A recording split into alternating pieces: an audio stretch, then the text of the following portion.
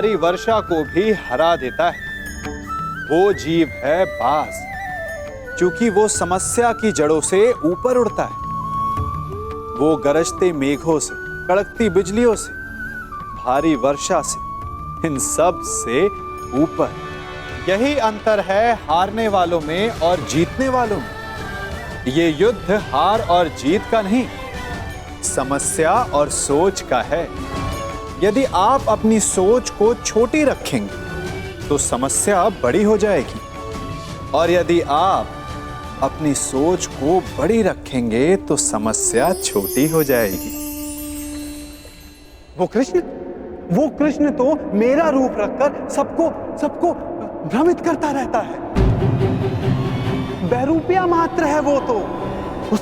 उस कृष्ण का तो इस संसार में अब एक और शब्द वासुदेव के विरुद्ध मत कहना, अन्यथा क्या अंगराज? हाँ? मार डालोगे मुझे? मार डालोगे?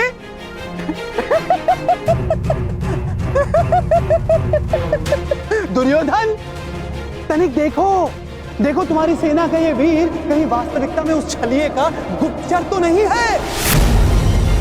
छलिए और बहरूपिये तो तुम हो पौंडरक। कुछ ही क्षणों में तुम्हारी वास्तविकता मेरे समक्ष आ गई है। तुम मेरी चिंता करनी छोड़ो, केवल अपनी चिंता करो। तुम केवल एक बड़बोले ढोंगी हो जो वासुदेव होने का स्वांग रचा कर बैठे हो। मौन रहो दुस्साहसी, मौन!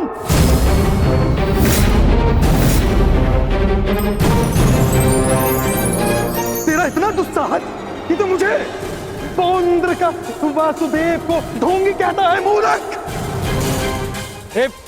शांत हो जाओ मित्र, शांत हो जाओ। पौंद्र, कांड का यह तात्पर्य नहीं था। मेरा यही तात्पर्य था। ये ढोंगी है।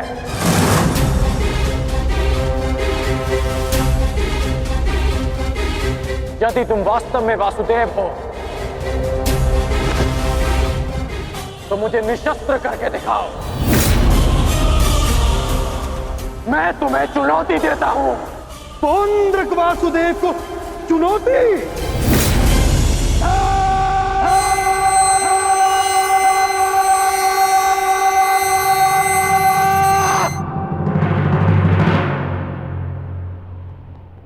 ऐसे खड़े खड़े देख क्या रहा है तू, मूर्ख?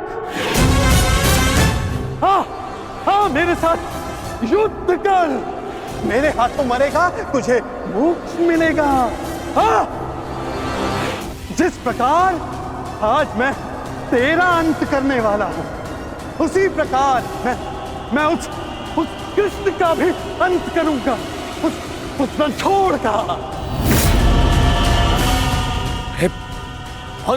जो रासलीला के नाम पर स्त्रियों को भ्रमित करता है, जो बाल क्रीड़ा के नाम पर स्त्रियों के वस्त्र चुराता है, जो स्वयंवर से स्त्रियों का हरण करता है, उस कृष्ण का पक्ष ले रहा है तू। उसके लिए तू मुझसे युद्ध कर रहा है। उस कृष्ण का भी मैं वध करूंगा, पहले तेरा, उसके बाद उसका। अब तुम्हें सीमा पार करती है।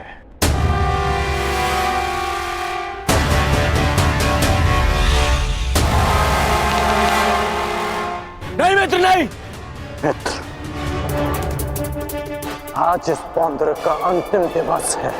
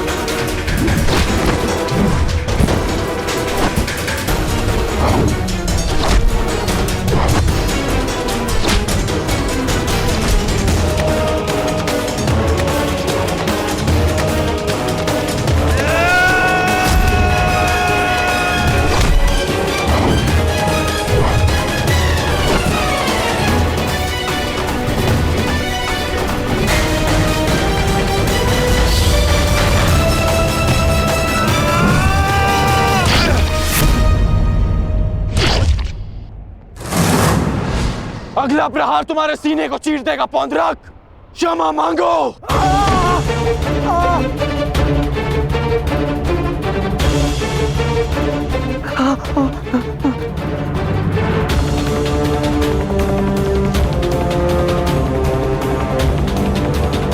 अब बोलो, क्या कह रहे थे तुम?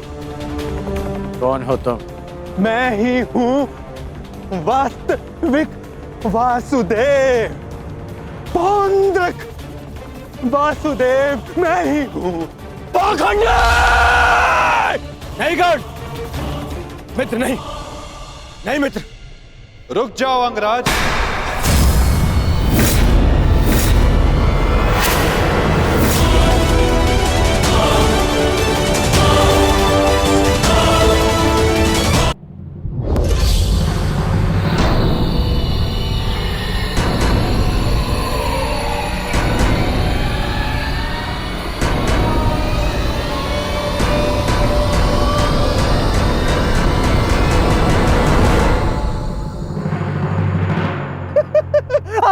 आ गया तू, चलिए आ गया। अंततः वो दिन आ गया कृष्ण, जिसकी वर्षों से मुझे प्रतीक्षा थी। यदि अंत से पूर्व मनुष्य को उसकी भूल का भान हो जाए तो अच्छा ही होता है। अब तो तुम्हें विश्वास हो गया होगा कि वास्तविक वासुदेव कौन है। मैं ही हूं वास्तविक वासुदेव। पौंद्रक वासुदेव, इसलिए जिसका अधिकार आरंभ से केवल मेरा है। मुझे मेरा सुदर्शन चक्र दे दो कृष्ण। देने ही तो आया हूं तुम, परंतु चेतावनी, मैं तुम्हें बहुत अवसर दे चुका हूं पौंड्रक। तुम्हारे पाप का घड़ा भरता जा रहा है पौंड्रक। अब मेरा स्वांग रचना बंद करो। चुप कर छलिया कृष्ण। तू ढोंग, तू छलिया मुझे बताएगा कि अब मुझे क्या करना चाहिए और क्या नहीं। जो तुझे देव मानते हैं ना, वो सब दृष्टिहीन है और बुद्धिहीन भी। परंतु मैं नहीं हूं। अपने सहयोगियों को धैर्य की महिमा समझाओ दुर्योधन। युद्ध प्रारंभ होने में अभी समय शेष है और समय से पूर्व युद्ध को आमंत्रण देना सर्वनाश को आमंत्रित करने के समान होता है दुर्योधन। क्योंकि इस समय मैं अस्त्र ना उठाने के लिए बंधित नहीं हूं। मनुष्य को खाई में गिराने के लिए उसका केवल एक पग पर्याप्त होता है पौंड्रक। अभी अभी मैंने कर्ण को रोककर तुम्हें मृत्यु के मुख में जाने से रोका है। कदाचित तुम्हारा अगला पग तुम्हारा अंत ना रोक पाए पौंड्रक।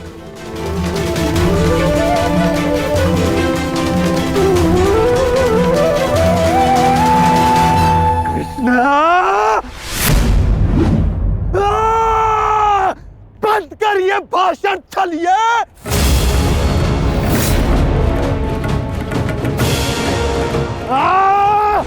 छलिए पाखंडी, आज मैं तेरा अंत करके ही रहूंगा कृष्ण। धैर्य रखो मित्र, क्रोध मुझे भी आ रहा है।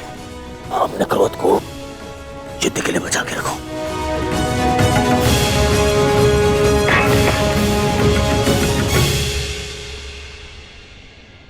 ठीक कहा वासुदेव, युद्ध होगा, परंतु उचित समय पर और उचित स्थान पर। उस महायुद्ध के प्रथम दिवस पर मैं आपको उत्तर अवश्य दूंगा।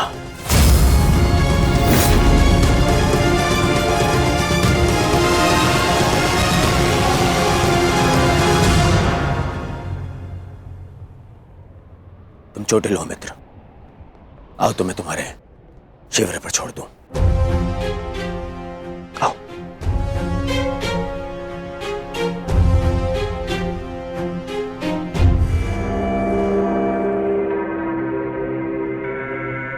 मित्रकांड, तुमसे हस्तिनापुर पर भेंट होगी। आशा है तब तक तुम अपने इस भ्रम से निकल जाओगे और तब तुम समझोगे कि मेरा चुनाव उचित था। आशा तो मुझे थी मित्र कि तुम अपने भ्रम से निकलकर वास्तविक शक्ति को पहचानोगे,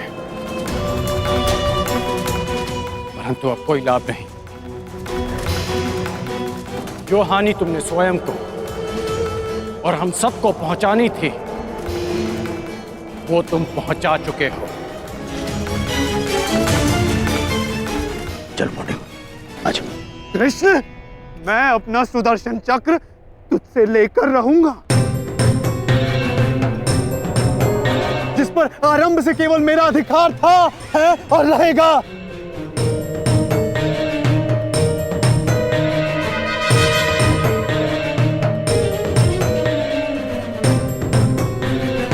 चलो सारथी।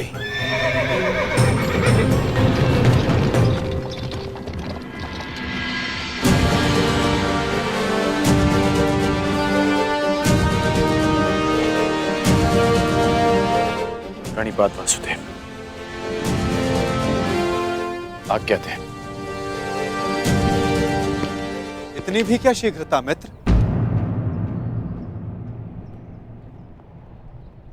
सारथी रह चुका हूं तुम्हारा, आज भी अपने रथी का मन पढ़ सकता है ये नटवर। समझता हूं कि तुम व्यथित हो।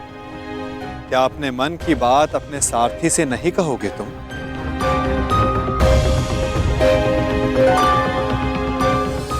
अपने रथी का मन आप पढ़ सकते हैं ना, तो पढ़ लीजिए। इसीलिए कहता हूं मित्र, तुम्हें प्रसन्न होना चाहिए। दुर्योधन ने उचित चुनाव किया, उसे शक्ति चाहिए थी, उसे मिल गई। नारायणी सेना अब उसके आदेश के अधीन होगी। नारायणी सेना में नारायण ही ना हो तो वो कैसी नारायणी सेना केशव?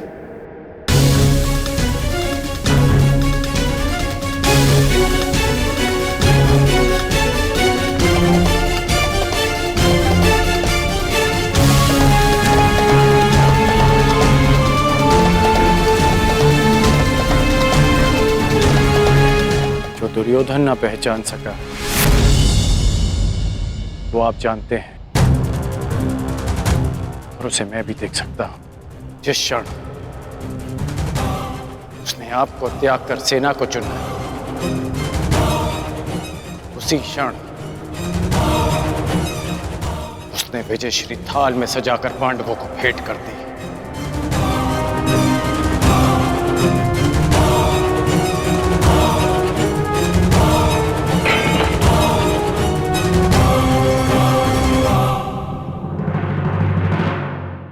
ऐसा क्यों लगता है मित्र?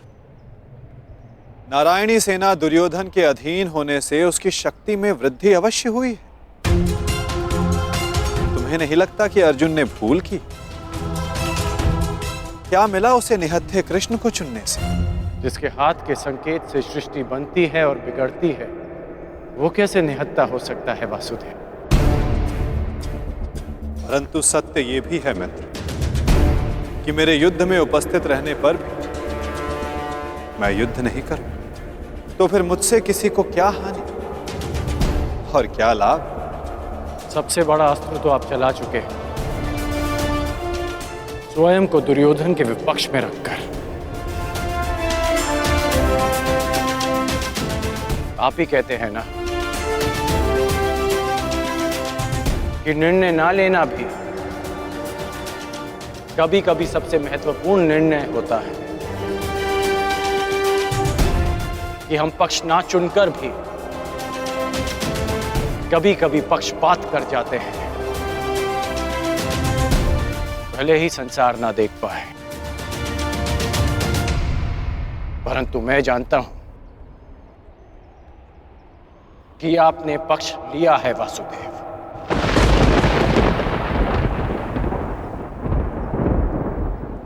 नहीं मित्र, मैं किसी का पक्ष नहीं लेता, ना किसी को चुनता हूं। लोग मुझे चुनते हैं या छोड़ते हैं। मानता हूं कि आपने किसी को नहीं चुना, परंतु आपने दुर्योधन को बाध्य किया कि वो आपको ना चुने।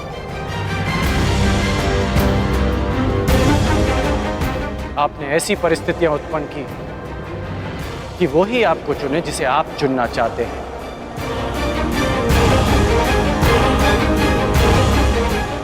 क्या ये एक प्रकार का पक्षपात नहीं वासुदेव? तुम्हारी यही प्रवृत्ति मुझे भाती है मित्र, और तुम्हें सबसे भिन्न बनाती है। तुम बुद्धिमान और स्पष्टवादी भी।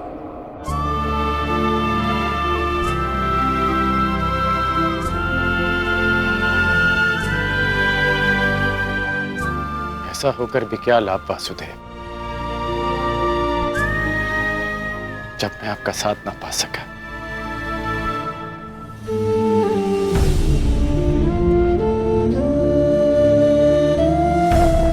कितने वर्ष हो गए हमारी भेंट को, जब से हम मिले हैं हमारे पक्ष सदा भिन्न थे, परंतु हमारी सोच एक थी वासुदेव। फिर आपने ऐसा क्यों किया? मैंने ऐसा क्या किया मित्र?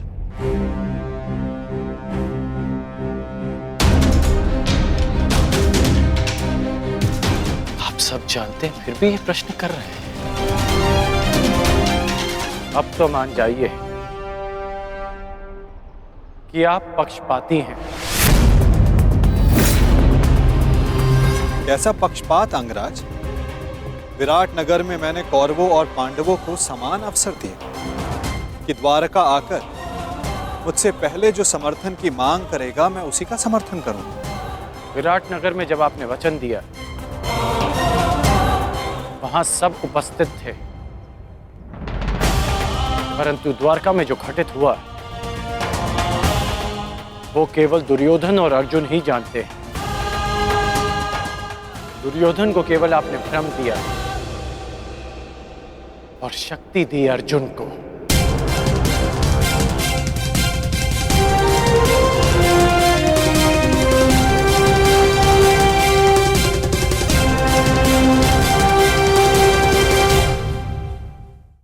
जब युद्ध होता है तो जिसके मन में ईर्ष्या होती, जलन होती, आक्रोश होता है, वो गर्म लोहे के समान, और जिसका मन शांत होता है, जिसका मन संयम से बंधा होता है, वो ठंडे लोहे के समान है। और वही ईर्ष्या और द्वेष नामक गर्म लोहे को काट सकता है। इसलिए यदि जीवन के संग्राम में विजय प्राप्त करनी है तो अपने मन को शांत रखें, क्योंकि गर्म लोहे की भांति ईर्ष्या और क्रोध जैसे भाव को रखने वाला मनुष्य सदैव शांत स्वभाव के मनुष्य के समक्ष निर्बल है। शक्ति ईर्ष्या और क्रोध में नहीं, शांति और संयम में है। द्वारका में जो घटित हुआ वो केवल दुर्योधन और अर्जुन ही जानते हैं। दुर्योधन को केवल आपने भ्रम दिया और शक्ति दी अर्जुन को। नारायणी सेना को चुनना दुर्योधन का चुनाव था मित्र। मैंने तो उसे केवल विकल्प दिए। अब दुर्योधन ने क्या चुना ये तो उसका निर्णय है। इसमें मैं क्या कर सकता था? आप जो कर सकते थे आपने किया माधव, और उसका परिणाम वही हुआ जो आप चाहते थे। यदि आप पक्षपाती नहीं होते तो अर्जुन को देखते ही आप उससे पूछते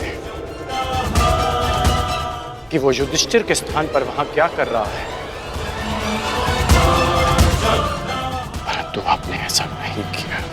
यदि तुम दुर्योधन के चुनाव पर निराश हो तो खेल मैंने नहीं, उसके दम, उसके लालच, उसके अहंकार ने खेला है मित्र। आप भी भली भांति जानते हैं कि दुर्योधन युधिष्ठिर से कहीं अधिक सक्षम शासक है। इस समय भारत को शासक की नहीं, धर्म की आवश्यकता है, धर्मराज की आवश्यकता है मित्र। फिर भी मैंने तुम्हारे तथाकथित सक्षम शासक को विकल्प दिए मित्र, जो विकल्प चुनने में ही चूक गया। वो कैसा सक्षम शासक मित्र? और मेरे विकल्प का क्या? आपने मुझे विकल्प क्यों नहीं दिया? कौरवों और पांडवों के मध्य आपने मुझे क्यों छोड़ दिया? क्या आपकी दृष्टि में मेरा कोई महत्व नहीं केशव? मैंने तो सदैव तुम्हें विकल्प दिए मित्र। अब तुमने ही मुझे नहीं चुना तो उसके लिए तुम स्वयं उत्तरदायी। मैंने तो वर्षों पहले तुम्हारा सारथी बनना स्वीकार किया था मित्र, परंतु तुमने ही अलग मार्ग चुना। मैं तुम्हें सदा धर्म के लिए लड़ते देखना चाहता था, परंतु तुमने सदैव दुर्योधन के छल का साथ दिया। परंतु अब भी कुछ नहीं बिगड़ा। तुम्हारे लिए अब भी अवसर शेष है मित्र। तुम मनुष्य श्रेष्ठ हो, परंतु अनुचित स्थान पर। उचित स्थान का चुनाव करो मित्र। ये विकल्प नहीं है माधव, और यदि आप इसी को विकल्प कहते हैं तो आप ऐसा विकल्प मुझे अनेक बार दे चुके हैं, और मैंने सदा आपसे कहा कि ऐसा संभव नहीं है। मुझे इस बात का खेद रहेगा कि आप मेरे साथ नहीं होंगे, परंतु ये खेद मैं अपने मित्र को नहीं होने दूंगा, जिस मित्र ने मुझ पर विश्वास किया। आप अपना धर्म निभाइए और मैं अपना ऋण चुकाऊंगा वासुदेव।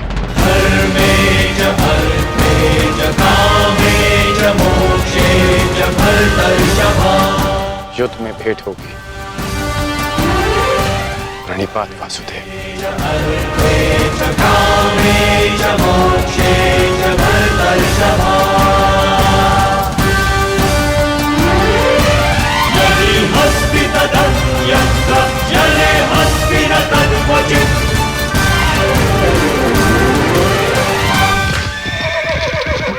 नहीं मित्र, युद्ध से पूर्व हमारी भेंट होगी और मैं तुम्हें एक और अवसर दूंगा।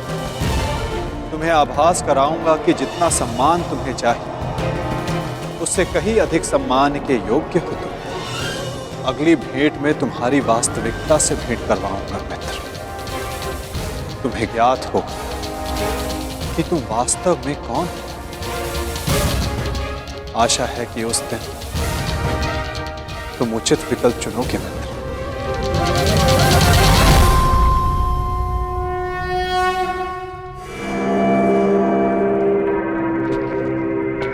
अमश्री,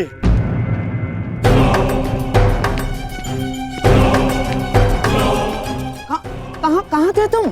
मैं कब से तुम्हारी प्रतीक्षा कर रहा हूँ। बताओ। क्या हुआ द्वारका में? और उस छलिया के रहते तुमने नारायणी सेना को कैसे अध्ययन किया आपने? हैं? अब बैठिए तो, बैठिए। अरे मामाश्री, आज तक आप अपनी चालों से मुझे आश्चर्य में डालते थे, परंतु आज मैंने इतनी बड़ी वजह से आपको और सबको आश्चर्य में डाल दिया।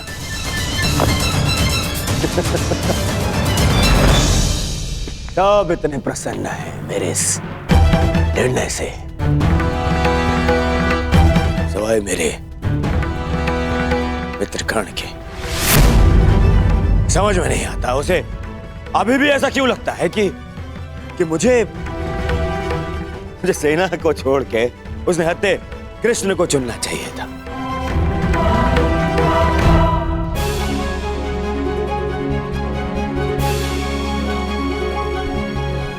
आज वासुदेव हमारे साथ है, तो इसका सारा श्रेय पांचाली को जाता है। यदि तुमने अर्जुन को ना भेजा होता तो कदाचित ये संभव ना होता। आपका मेरे प्रति इतना विश्वास मेरे लिए बहुत सम्मान की बात है आर्य, और मुझे भी पूर्ण विश्वास है कि आप हस्तिनापुर के लिए अधिक योग्य शासक सिद्ध होंगे। अरे कोई जाओ, समझाओ, बताओ उसे कि कितनी बड़ी भूल कर रहा है वो। भूल तो तुम कर रहे हो दुर्योधन।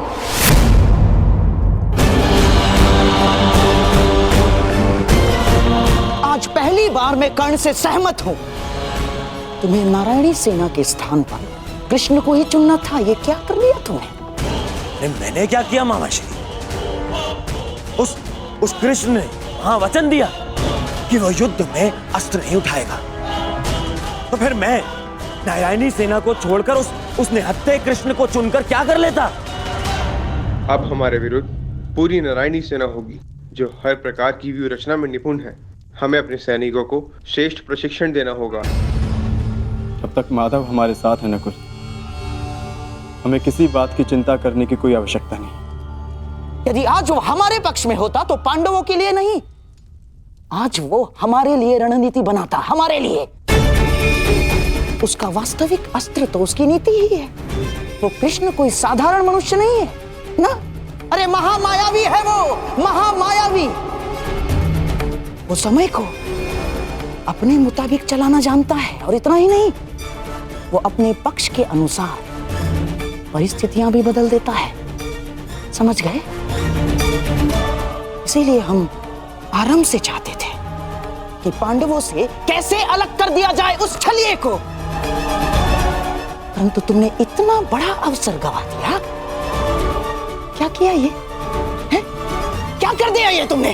अरे समझ में नहीं आता है मुझे, क्यों सब उस कृष्ण से इतना भयभीत हैं? क्यों? कुछ नहीं बिगाड़ पाएगा वो। अब तो उसकी सेना भी मेरे अधीन है। कुछ नहीं बिगाड़ पाएगा वो।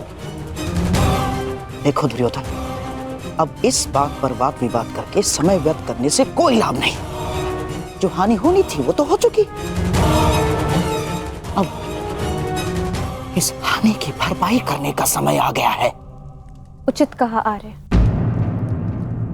अब चाहे जो हो जाए, कौरवों की पराजय निश्चित है, क्योंकि ये धर्म युद्ध है। विजय धर्म की ही होगी, और वासुदेव के हमारे पक्ष में आने के साथ साथ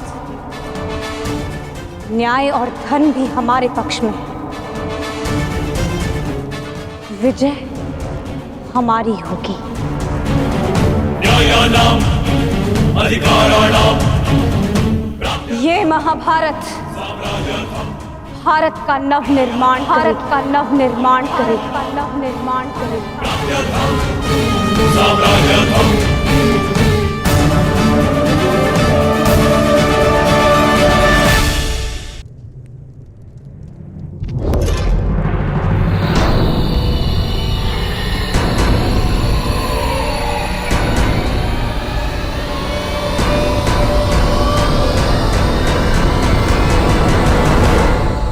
अच्छा हुआ कर्ण, तुम आ गए। हम तुम्हारी प्रतीक्षा कर रहे थे। हाँ, सभा का आरंभ मैं सबसे पूर्व महाराज धृतराष्ट्र को राजकुमारी लक्ष्मणा के विवाह की बधाई देकर करना चाहता हूं। बधाई हो महाराज। और हाँ, अत्यंत खेद के साथ मुझे यह भी कहना पड़ रहा है कि ये अंतिम शुभ अवसर था जिसमें सारे कुरुकुल ने भाग लिया। हाँ, क्या पता इस युद्ध के पश्चात कौन जीवित रहेगा और कौन नहीं।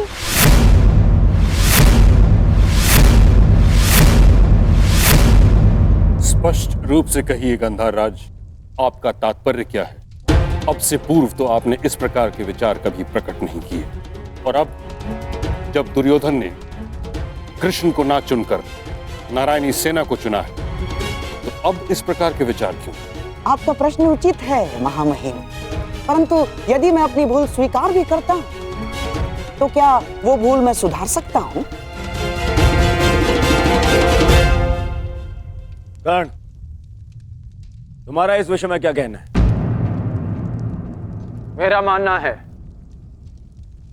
कि हमें वार्तालाप में समय व्यर्थ नहीं करना चाहिए। हमें अपनी सेना को प्रशिक्षण देकर उन्हें और शक्तिशाली बनाना होगा। अपनी सेना में अधिक से अधिक महान योद्धाओं को एकत्रित करना होगा। मेरा एक और मानना है कि हमें युद्ध के लिए तत्पर रहना चाहिए।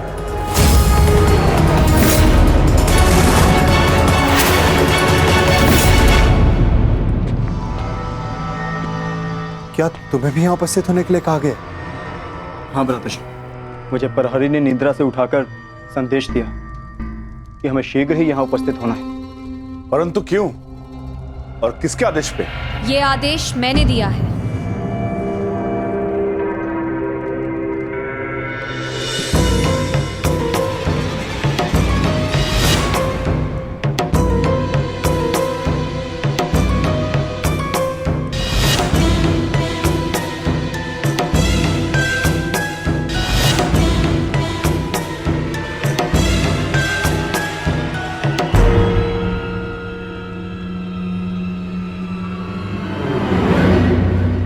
पांचाली, इतनी रात में तुम ये?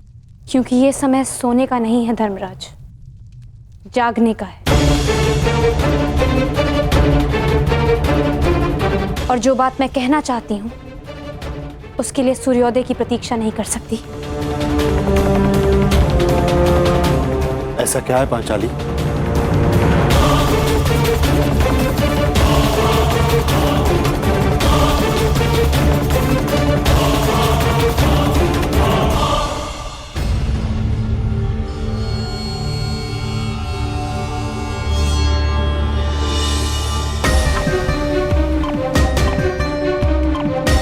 पांचाली, ये तिथि कैसी?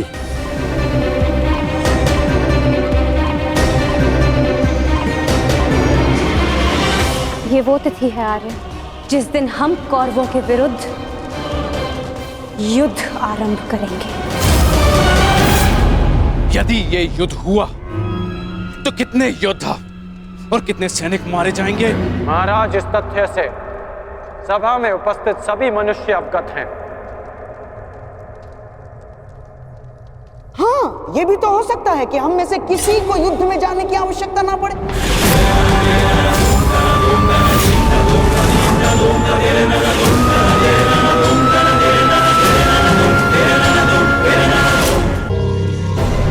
महामहिम, जैसे पुराणों में मैंने पढ़ा है कि स्वयं भगवान भी अपने शत्रुओं को एक अंतिम अवसर देते हैं, तो क्या हम अपने शत्रु को अंतिम अवसर नहीं दे सकते? दे सकते हैं ना महामहिम? गांधार राज, युद्ध होना निश्चित है और होकर ही रहेगा। और इसकी उल्टी गिनती प्रारंभ हो चुकी है।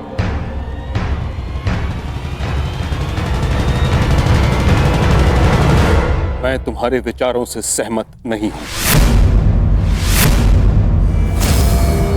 जितना असहमत मैं गंधार नरेश की सोच से हूं, उतना ही असहमत मैं इस निष्कर्ष से हूं। हर परिस्थिति में संधि युद्ध से श्रेष्ठ होती है। हमें पांडवों से संधि वार्ता कर लेनी चाहिए। युद्ध अभी प्रारंभ नहीं हुआ है महाराज, हम इसे रोकने का प्रयास कर रहे हैं। हमें पांडवों से शांति वार्ता करनी चाहिए। मैं जानता हूं कि आप भी ये युद्ध रोकना चाहते हैं, हम भी नहीं चाहते कि ये युद्ध हो। हमारा प्रयास है कि हस्तिनापुर के मस्तक पर इस महाविनाशी युद्ध का कलंक न लगे। ठीक है ताक्षरी, यदि यह हस्तिनापुर के भविष्य का प्रश्न है तो हम अपने दूत को पांडवों के समक्ष भेजने की आज्ञा देते हैं। हमें उन तक संदेश देना है कि हस्तिनापुर भी इस युद्ध के विरुद्ध है। और युद्ध के अंतिम दिन मैं अपने अपमान का प्रतिशोध लूंगी।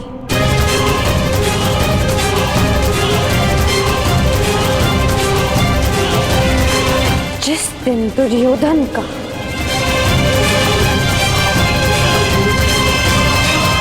अंत होगा।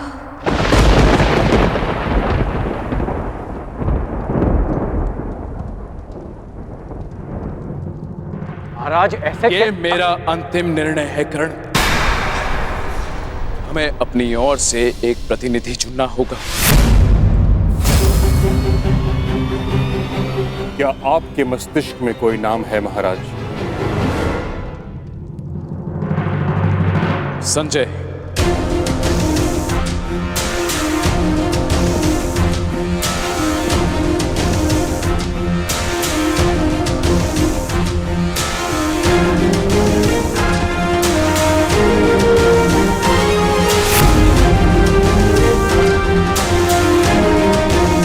प्रणिपात महाराज।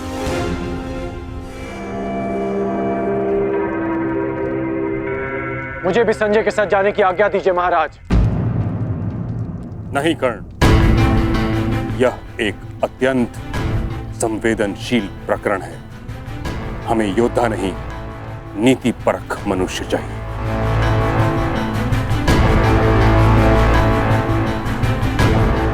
विदुर, तुम संजय के साथ जाओगे।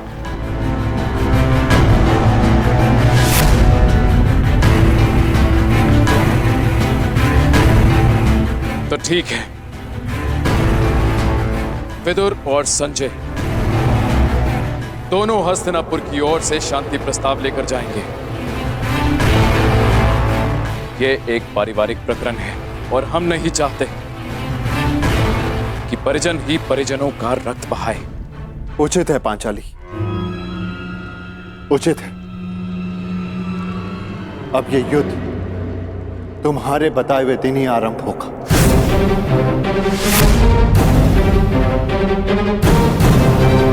और इसका संदेश हम कौरवों तक पहुंचा देंगे।